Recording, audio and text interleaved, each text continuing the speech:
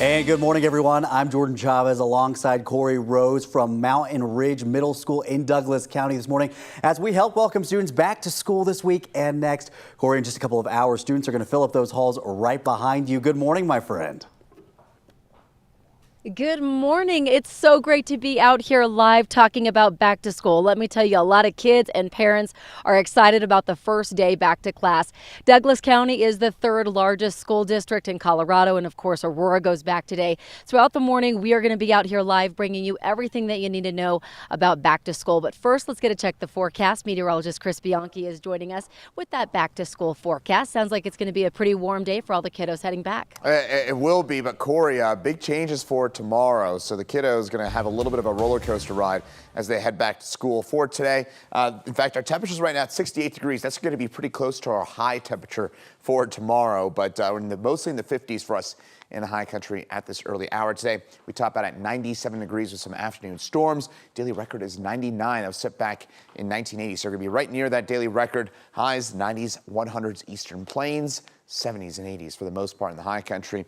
Northeast plains, gusty winds, small hail possible for us north and east of Denver, but there's a chance that maybe one or two of these stronger storms moves their way into the Denver area as well. Again, between about 2 and 8 p.m., pretty similar to what we had yesterday and back on Monday. Radar right now, mostly on the quiet side. That'll change as we head over the next few hours to the 8 p.m. We get those storms around, and we get some of those gusty winds and some of that small hail. Then things clear on out. Overall headlines, hot again for one more day for today, but then a big cold front for tonight. And I'll show you how cool it gets. And Erica, just a quick heads up, we're talking about real cool temperatures coming up for both tomorrow and for Friday. I think with the heat we've had, Chris, that is going to be some welcomed cooler air. Thank you so much. Right now, this is a live look at our drive. If you're going to be traveling on I-25 in the area of 23rd Avenue, we are moving along really smoothly, southbound and northbound, no real problems that we're dealing with out here, which is fantastic to see. Let's go ahead and take you over to our map. A lot of green out here this morning. Wouldn't say there is a rush out the door or anything significant aside from the continued closure we've been dealing with here because of the Alexander Mountain fire. So that Highway 34 closure between Loveland and Estes Park is still in effect. Travel on westbound I-70 still in good shape between E470 and 76, 13-minute commute time there. Both sides of 225 in the green, and of course it is back to school, so we want to welcome all the kiddos back if they are up this early watching. Any parents up early this watching. As far as your Wednesday drive through Douglas County, you've got the green light, no delays or issues this hour. We'll send things out to Corey. Erica, thank you. So this morning, as kids head back to class, comes a renewed concern from parents about their child's safety, especially in those school zones, since Douglas County is one of those districts. Going back today, new this morning, 9 News reporter Brianna Fernandez is here with me to talk a little bit more about those dangerous intersections here in Douglas County. You really dug into the data, and you're looking at how to keep these kids safe. Yeah, and the crazy thing is that today we're going to see a lot more deputies out on the road, and that's because they're going to be enforcing those school zones more than usual. So here in Douglas County, from January to June 30th, the sheriff's office issued more than 5,000 speeding tickets. But speeding wasn't the only problem. Deputy Sheriff Darren Weekly says that they see a lot of crashes, usually around the same intersections because of how many vehicles travel through those areas. So we broke down the top 5 dangerous intersections around the county that often see crashes. So take a look at your screen. Those include Lincoln Avenue and University Boulevard, Chambers and Lincoln Avenue, County Line Road and Quebec, Colorado Boulevard and County Line Road, as well as Lincoln Avenue and Meridian Village. Other than failing to yield, the number one problem deputies see is distracted driving. Now, when I spoke to Sheriff Weekly, he says that it's drivers on their phones paying attention to other things other than driving. Take a listen. Your inattentiveness can result in the death of someone else or yourself or serious bodily injury. It's critical that you follow the rules of the road.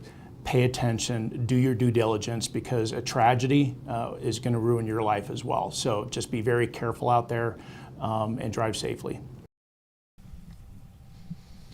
You know, Corey, when I spoke to Sheriff Weekly, he says that he's making changes to the department, especially when it comes to their traffic unit and how they're enforcing it in school zones. So I'm going to have that in the next hour and break down other intersections that he says that he sees a lot of problems. So I live here in Highlands Ranch, and let me tell you, especially along Highlands Ranch Parkway, University Boulevard, people go really fast. Yeah. And especially now with the first day of school, I think all drivers, anyone heading out, you really just need to be mindful and you really need to pay attention. Yeah, no, exactly. And especially because when people are in summer break, they don't think about these school zones. Right. So they're just, of course, they're just driving through, but you have to remember that you're going to see those school zones, those speed lights. You're going to see kiddos out on the road. So definitely take it easy today. Yeah, it's a great reminder, Brianna. Thank you.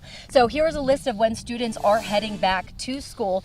Again, Aurora Public Schools and Douglas County start today. Cherry Creek, Adams 12, and District 11 in Colorado Springs will start school on August 12th. That's this coming Monday. Students in grades K through 5, 6, and 9 in Boulder Valley will go back to school on August 14th.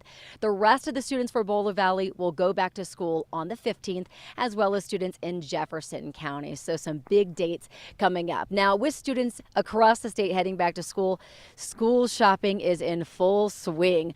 Based on an annual survey, the National Retail Federation estimates families with children in elementary through high school plan to spend an average of around $875 on school supplies, clothes, and electronics.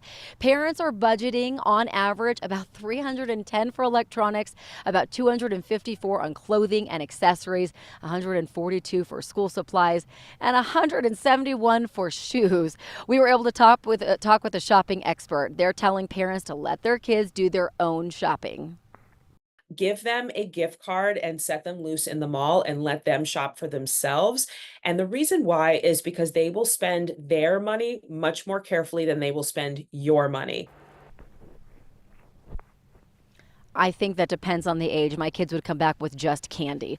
College students are bracing to spend even more. They're expecting to shell out more than $1,300 on average. Now, nationally, the group expects U.S. families will spend close to $39 billion on back-to-school shopping.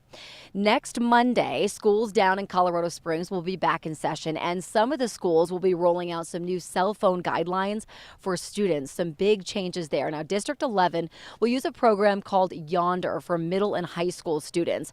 When students get to school, they will have to put their phones and smartwatches into a pouch where the pouch will be locked throughout the day. Students will be able to get their pouches unlocked if they are in certain areas of the school, like school offices, or if the parents and guardians need to get a hold of the children. The district will also require elementary students to keep their phones in their backpacks for the entire school day. So some big changes there. Now, telling your student why they shouldn't have their cell phone out at school can really be hard. Kids get locked on their phones, making it harder to keep them engaged in class and focused on building real social skills. Our parenting expert, Dr. Cheryl Ziegler, says kids are addicted to their phones even if they don't know it, but getting them to understand that may not be easy. I think that they're going to be motivated to get around whatever rules are. But I think the messaging is really about you are really here to learn. And this one thing, while it's so fun and it's such a big part of your life, just can't be a part of the classroom. So when you explain to your kiddo that the phone doesn't belong in the classroom, Dr. Ziegler recommends being very clear that taking it is not a punishment and acknowledging that it can be really hard for them to ditch their phone.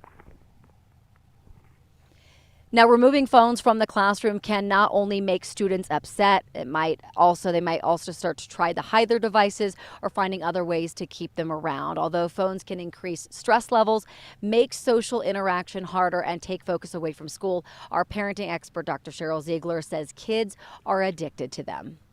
You get a dopamine hit when somebody sends you a snap, or somebody even just simply says, come meet me in the bathroom. Like, ooh, well, what's happening in the bathroom, right? So you are going to start getting wired to want to look down or, sneak it behind something and look there because it makes you feel good. And they just want your full attention there as well in school. So she says the small size and convenience of phones keeps bringing kids back to them. iPads that restrict notifications or smartwatches that cause fewer distractions can be a better option for the classroom without fully cutting students off from their technology. So we're going to be out here all morning with back to school coverage. We're also going to check in with Courtney Yoon. She's live out in Aurora for their back to school day. Jordan, a lot going on, a lot to talk about. And again, a big heads up for all drivers as they hit the road today. You just got to be mindful because a lot of kids are going to be out walking to school. Absolutely. We got to get back into that routine and, of course, Get ready for that heavier commute this morning. Corey, thank you. We'll check back in with you here in just a bit. A mental health agency in Larimer County laid off more than 10% of their staff with 1 day's notice. Summit Stone Health Partners is an agency that services patients on Medicaid. A total of 75 employees were laid off on August 1st. They didn't get any severance and say they were not given any explanation other than it was because of the budget. The CEO says it's because Medicaid completely changed the way that they are paying companies, which meant cutting millions of dollars out of their budget. He added they made budget cuts elsewhere before turning to layoffs, but it wasn't enough. Former employees say they'll be fine, but they are worried about the impact on their patients. To me, that's completely unacceptable and unethical to not have some kind of transition of care plan in place for our most vulnerable human beings. The CEO says the new Medicaid rates are statewide issues, so he expects more facilities could resort to layoffs in order to stay afloat.